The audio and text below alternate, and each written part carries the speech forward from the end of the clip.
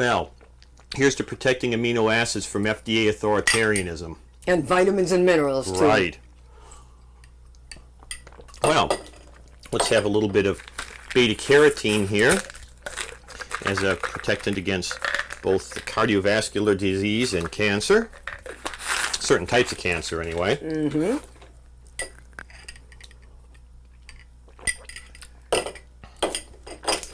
A little bit of extra niacin that helps really control my genetic hyperlipidemia. Gives us a real good lipid panel. Well, of course, people taking high-dose niacin should check with their doctor, because not everybody can withstand those sort of doses. Gram per meal, that really lowers lipids. And our own formulation of antioxidant vitamins and minerals. Mm-hmm. Really the core of our life extension program. Mm-hmm. Freedom of choice.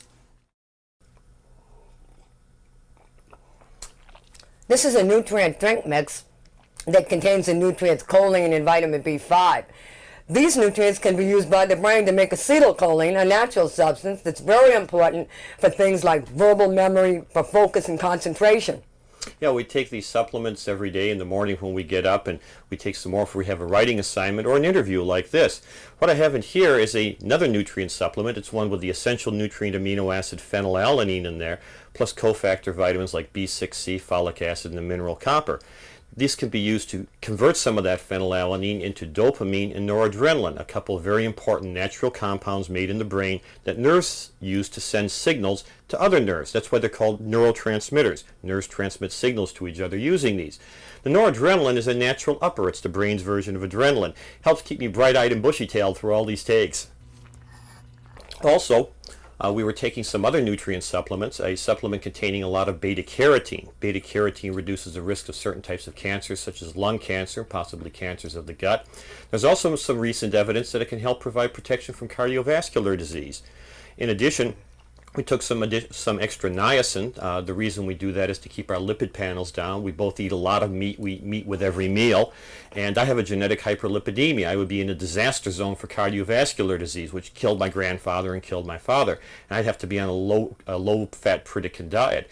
Well, the diets that we eat, I have a sensible amount of fat, around 30% in them. However, in order to keep the lipids down, we take a gram of niacin with each meal. Now, don't try this at home without asking your doctor about it first, because about 1 person in 10, their liver cannot handle those sorts of doses of niacin. For people who can and who do need to lower their triglycerides or their LDL serum cholesterol, that's the dangerous type of cholesterol, niacin is one of the most effective things known. We also take vitamins E and C.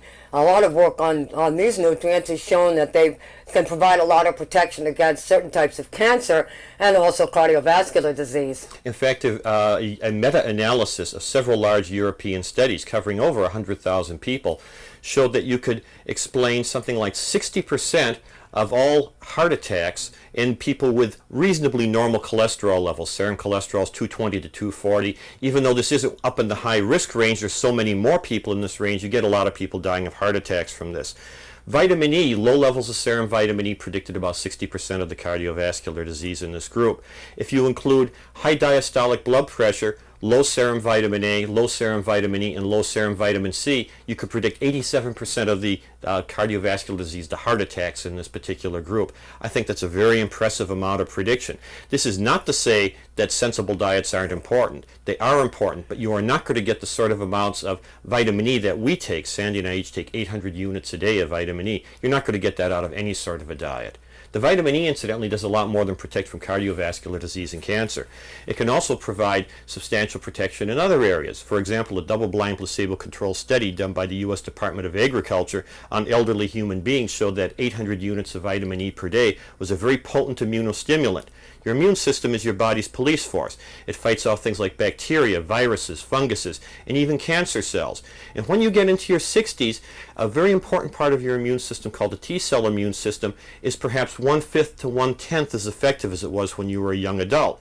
That's why you hear people in their 60s and 70s dying of viral pneumonia all the time. You never hear that happening in a teenager or a young adult. That's because their T-cell system is functioning properly when you're young. The vitamin E can help restore a lot of that lost function and provide some very valuable protection. The RDA levels of vitamins are adequate to prevent the deficiency diseases in most people, like scurvy, beriberi, and pellagra.